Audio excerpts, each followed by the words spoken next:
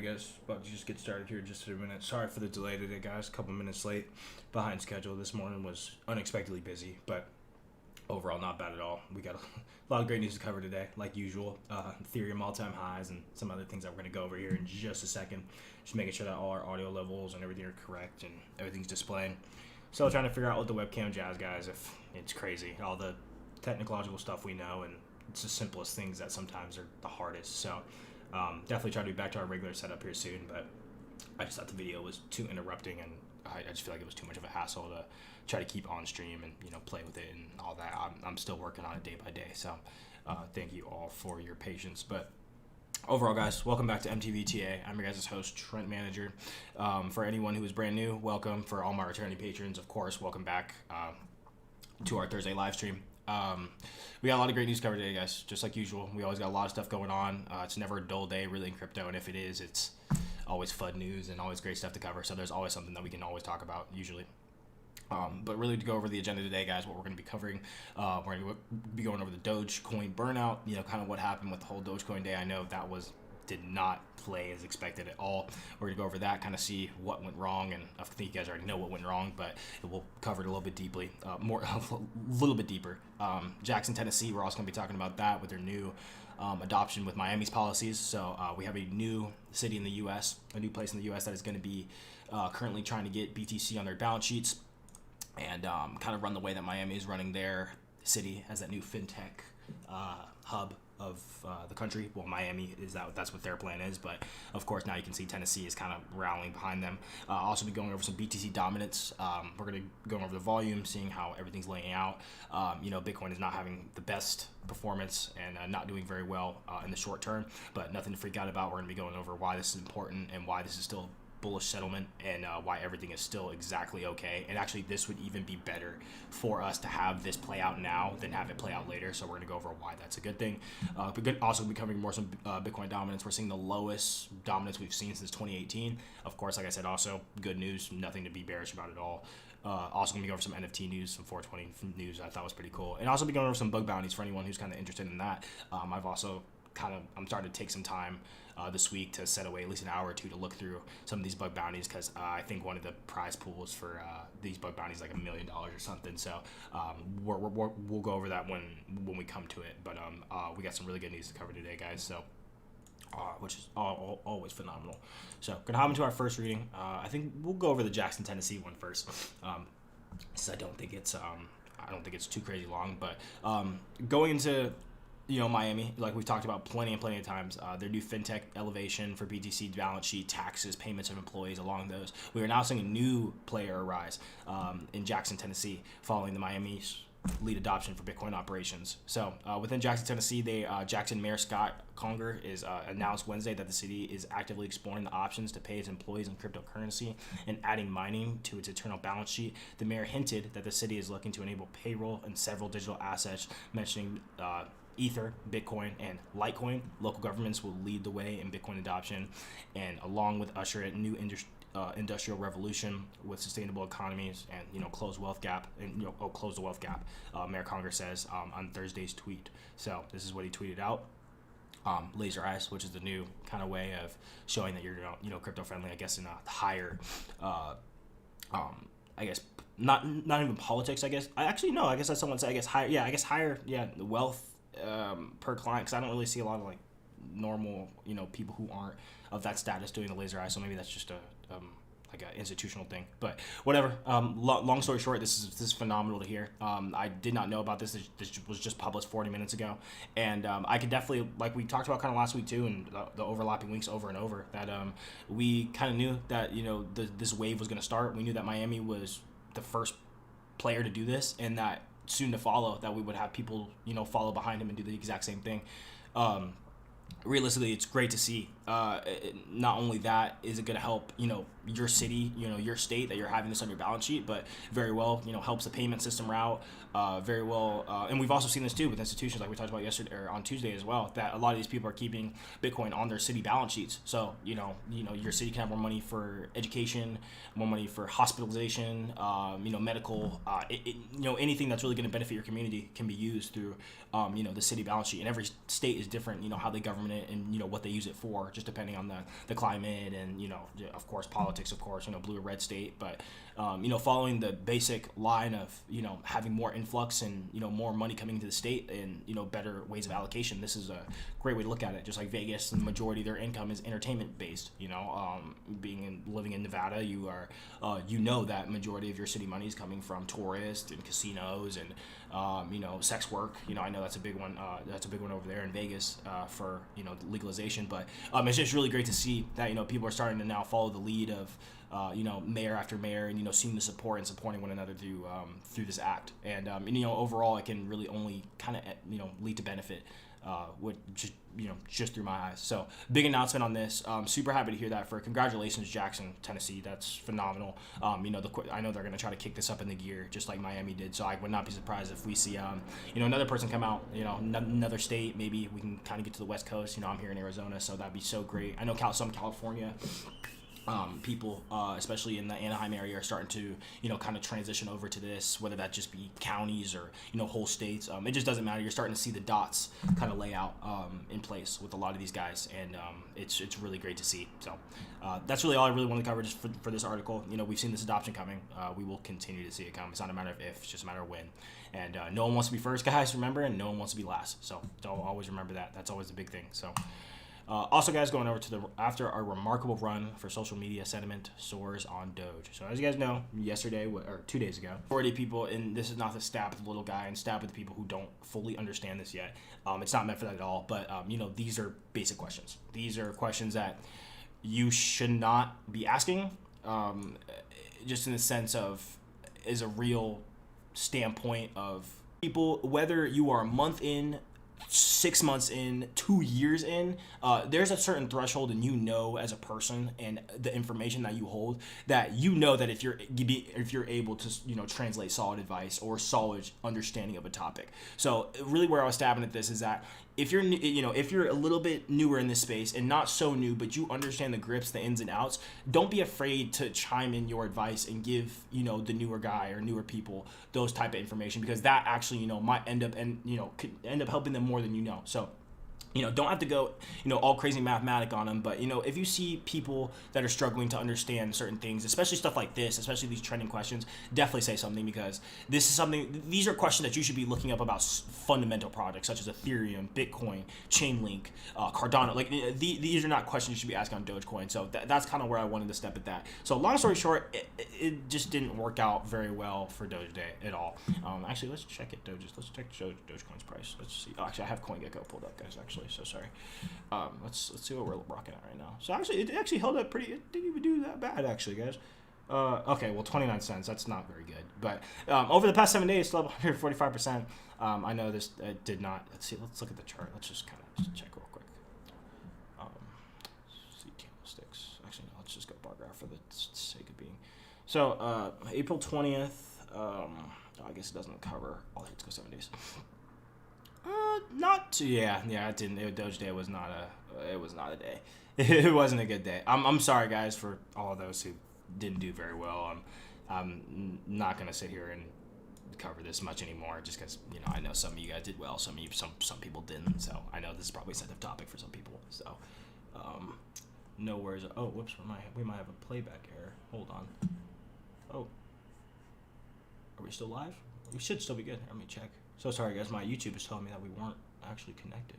Oh, no, we're good. Okay. All right. Whoops. That was weird. I had no idea what had happened there for a second, but no worries. But anyway, going back to, you know, really the uncertainty and kind of what we expect with Doge Day, I really thought this was kind of like a social experiment kind of a way. We had all these people doing all these memes and all these hype ups and, you know, letting people know, you know, this date, you know, by this day, and we're all going to do this. It was like a collective agreement, but then, like, you know, also got to remember, guys, that no matter, you know, how long the project is and, you know, where it's at, you know, you got people who got in at earlier price points. So that's with everything, Bitcoin, Ethereum, all this jazz. Like, you know, people who got in at 2 cents or 7 cents or 10 cents, like, those people aren't holding until 69 cents. Like, they're going to be taking some money off the table if they're, you know, if they're aware of their ROI and they know that, you know, this is not something that's going to go for the long haul. So, you know, I didn't want to cover this too deep, but just for the longer sense, just be careful, guys. Minimize your risk and all that. Oh, hey, live for me. Hey, awesome, dude. So glad to hear. Hey, awesome, man. Let me get that tag. Awesome. Thank Thanks so much. Perfect. Good to see you, Dan. Thank you, man, for chiming in today. Sorry I was a little bit late today, but really good to have at least one of you guys in here. Also, guys, just kind of continue forward. We're going to be going over Bitcoin's recovery zone from the panic zone. So kind of what we've seen over the past about a week and a half, a little bit more than that, a couple weeks now, we kind of seen BTC dominance fall. So why is that a good thing? So for a number of reasons, we've seen why that's a number of good things. Number one, we've usually known that when BTC dominance falls, we see rallies in other coins such as Ethereum and altcoins, and that's time for kind of give BTC that cool off. If we were to put in a red candle for this month, that would be our first red monthly close that we've had since September. So really putting that in perspective, we've had a absolute domination month over month for closing green candles. That means we have been a stepping stone going up, moving forward. So we've closed higher and higher every single month. So really going over why that's important is, everything needs to cool off. We talked about this weeks on end. Things need cool off. It wouldn't be healthy for us to be parabolic, because if we would have kept the same movement in the same exact trajectory that we were going, in the sense of when we lifted off in October time, that first major pump that we had, and I think we covered that. If we really, let's see, if we go back to where, we were that first major pull off, this is just a light overview. I'm not going to try to, here, this isn't even that good of a one. So just to give for a visual example where we were for our first major pump, was around like October time. And if we kind of pull the date and range, and like we do this all the time, guys, but just for those who are new, if we calculate how, here, we need to do even more. Jeez.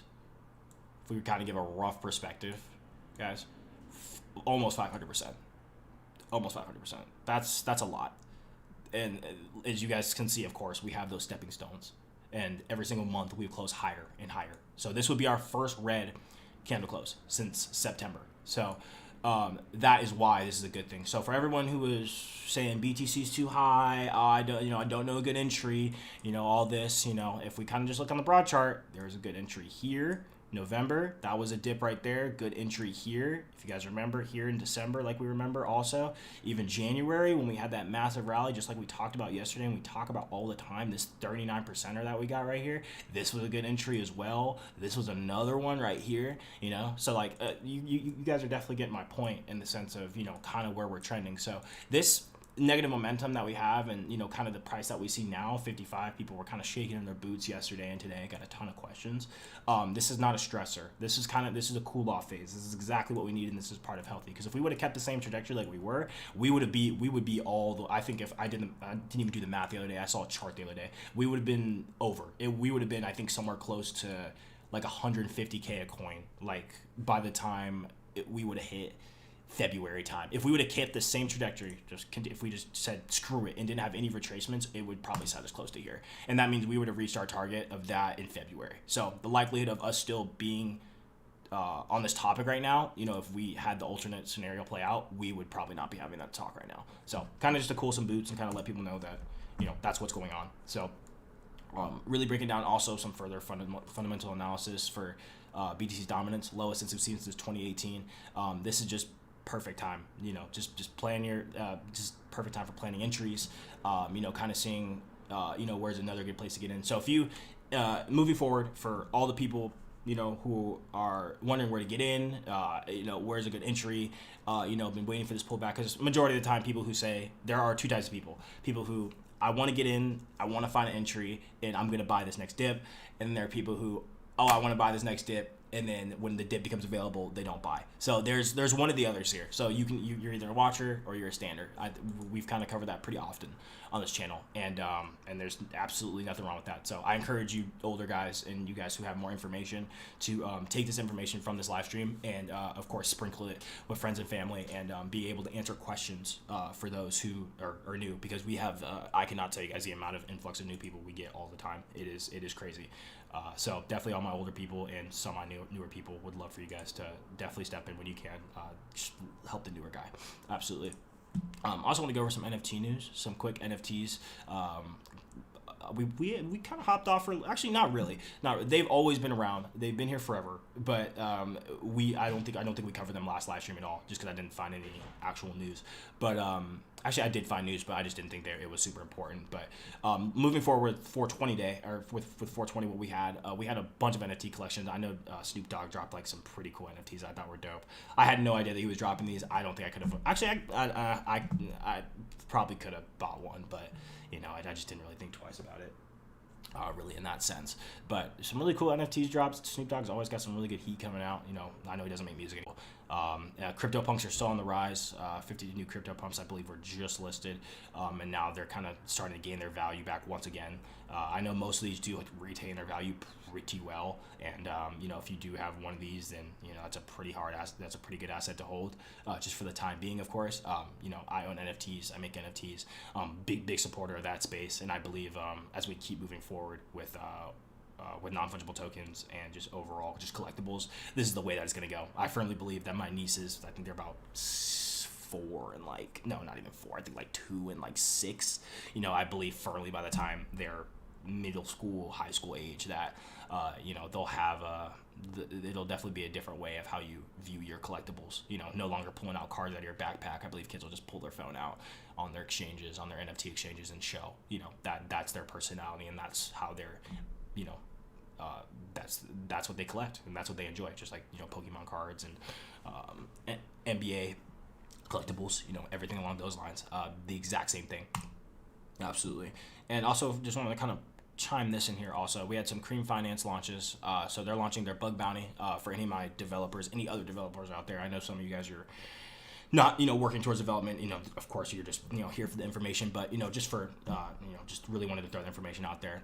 With DeFi on the rise, and security is very, very important. Long story short, DeFi, a lot of these DeFi projects, Compound, Uniswap, Aave, a lot of these guys are offering bug bounties, and if you didn't know what bug bounties are, all they are just trials that developers go through, and we go and find bugs throughout we go look at lines of code and other projects and protocols, and we look to see if there are any issues, security breaches, double rollovers, rollups, anything that's going to cause issues with the exchange, that's going to cause security breach. I think there was one a couple days ago where there was a big DeFi breach. I think the dude got in and got some private keys for the admin wallet, and he ended up, I think, withdrawing a couple, I don't know, it was like a couple million out of that liquidity pool. I have no idea how much exactly it was, but it was a good enough amount to, cause some scare and cause some issues. And, DeFi hacks are still prone, and there are still issues, but this is why they have such a large bounty for, finding these bugs, before they can, be turned bad or,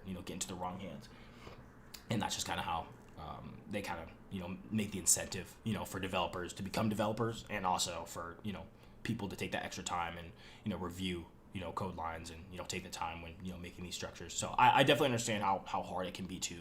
I've had to do it. I've had to hop into MetaMask and retrieve admin keys and, set seed phrases and, do a lot of the security measures. And it's definitely tough. So, this is still a learning playing field. This is all, it's like we said like I said last week, this is basically putting a rocket on the moon, for the first time. We've never really seen this technology like this before, and this is new adjustments as the years and months go on.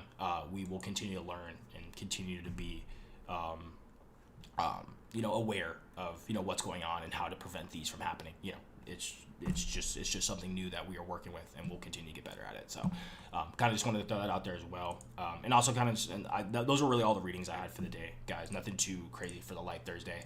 Ethereum's killing it with their all-time highs. We will cover that before we hop off here. I do want to hop on the Ethereum chart and definitely see this. So if we go to, let's see if they, because I know Cointelegraph usually comes out at 11 with their newest version for news.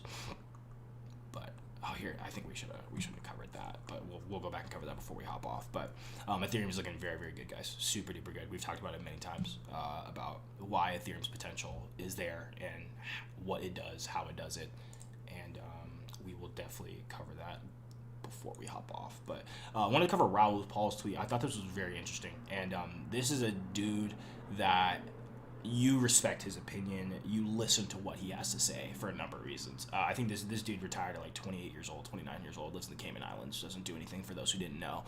He was a Goldman Sachs hedge fund manager. I think I believe he still is with Goldman Sachs, but age of like 23, 24, dude got into Goldman Sachs and just absolutely killed it with his investments, knowledge, and overall understanding of the markets. But going down his tweet, what I read this morning really caught my eye. So what he said, at this point in the risk cycle, with ETH 2.0 coming, cheaper fees, less supply, I'm struggling not to sell all my BTC to move all my entire core position to Ethereum. To be clear, I'm a massive BTC bull, but I will think ETH is the better asset allocation for performance right now.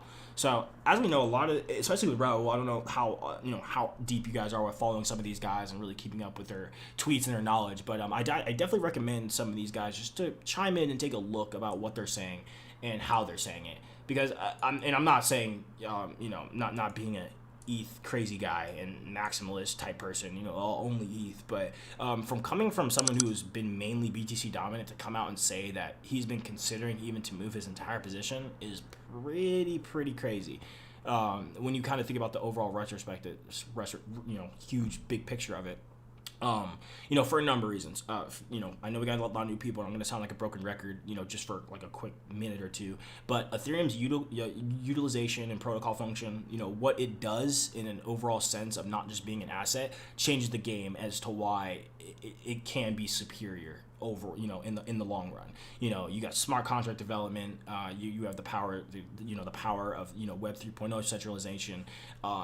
Just like we have also talked about plenty of times. If we hop over to my Patron just real quick, we have a whole Ethereum section, so you guys can, look as well the importance of. Here, let me just pull this up real quick for you guys. Also, I think it might be. Yeah, we have our Ethereum section.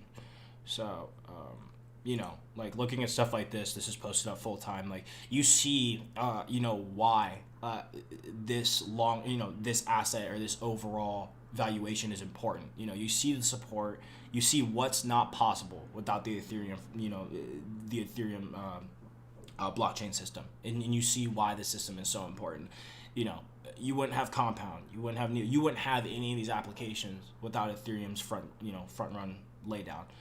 And, even just moving forward, I like this one the best. This is by far my favorite for a number of reasons. So I like it because it branches off money, central banking, commercial banking. It lists off everything, and then it makes a web version into connection, for decentralized finance.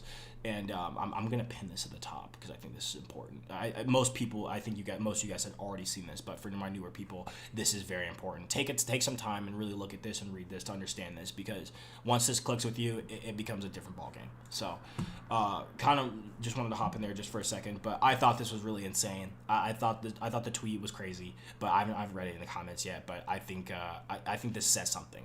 Sometimes when someone comes out and says something this massive like this, and from a respectable source. Raul Paul by no any means is the smartest man on earth, but I do respect his opinion as a sense of understanding this market and making decisions on projects, especially something as big as Ethereum. So kind of wanted to get that out there and kind of just show you what's going on. And of course, before we can't hop off without slandering JP Morgan. So for anyone who's shaking in the boots, kind of just some friendly reassurance. This is all the headlines that we've had of JP Morgan and other institutions coming out and telling us that crypto space is not going to make it. Bitcoin real volume 0. Stanley, Bitcoin is fraud that will blow up. JP Morgan's boss says. JP Morgan says investors make Bitcoin 1% of their portfolios. Goldman Sachs lists 5 reasons why Bitcoin is not an asset class nor a sustainable investment.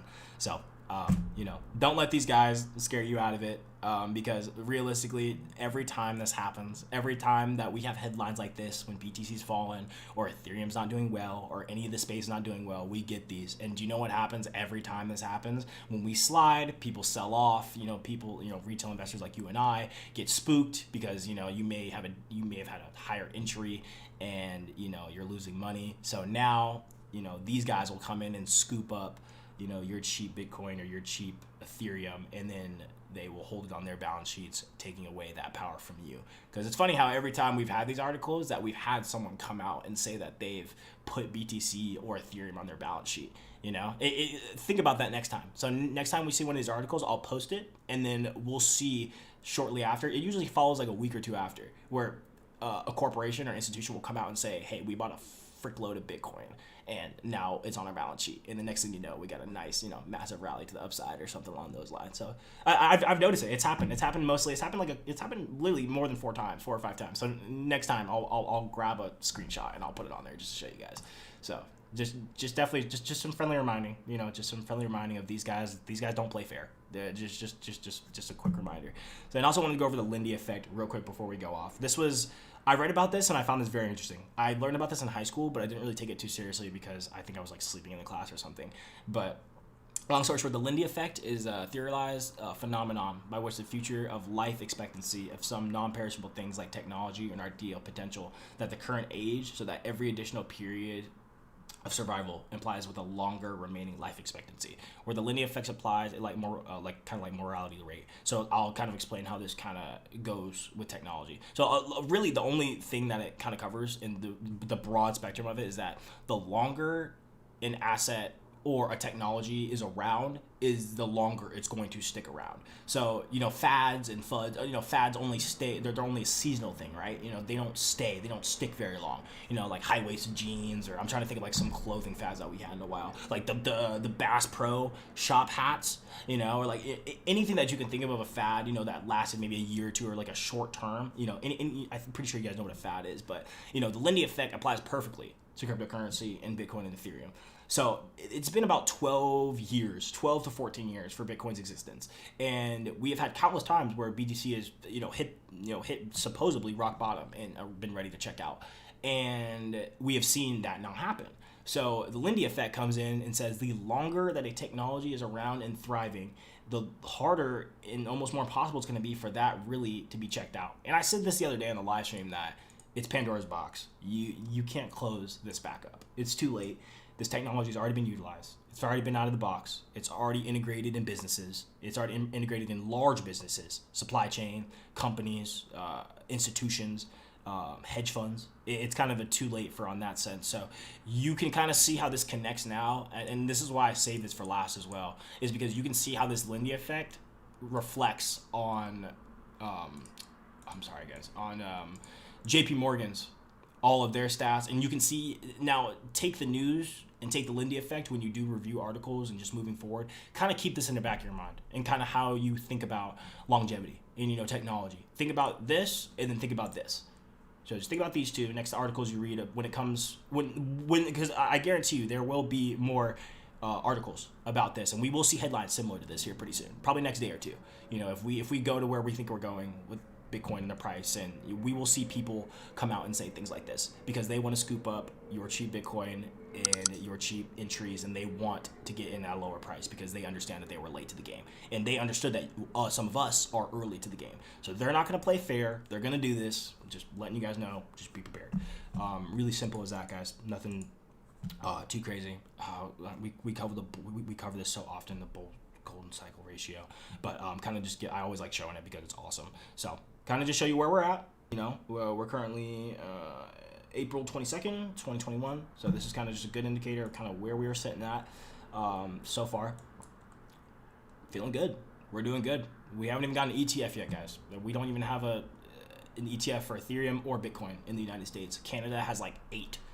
So we are very lagging behind in this country for blockchain technology and just overall just adoption. So when it comes to us, it'll come.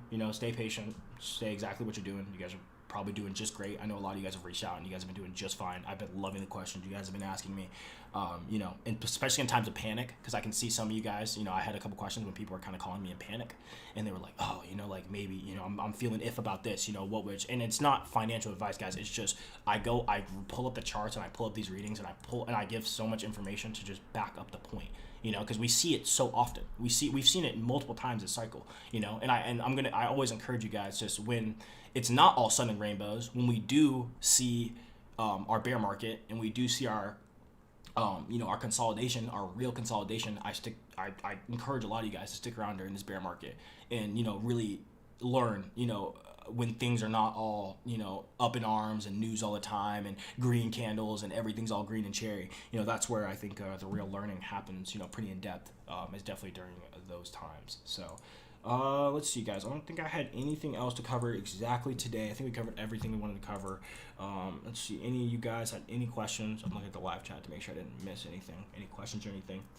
But you guys are looking perfect. Let me just do a quick rundown. Let me see if there aren't any. See if there's any CNBC news. Let me see. Let's see. See if CNBC's got any corner news. CNBC crypto corner. Let's see. Yeah, I think their most recent one was 2 days ago. Let's see, tools. Anytime. Past 24 hours. Oh, let's see. Did not watch this. Let's take it. Let's see if I went. This is just other stuff. Alrighty then. I guess CNBC. I just want to check if CNBC was updating. But alrighty, guys. I think we're gonna clock out of here today. For all those, just pay attention to Patreon like usual. I'll have some readings and stuff up there, and of course, especially if it's important, or at least if I feel it's really important for you guys, I'll pull on live and cover a topic, or just hop on live, just chat with you guys. So, but other than that, guys, have a great rest of your day. Be safe, and I will see you guys on Tuesday.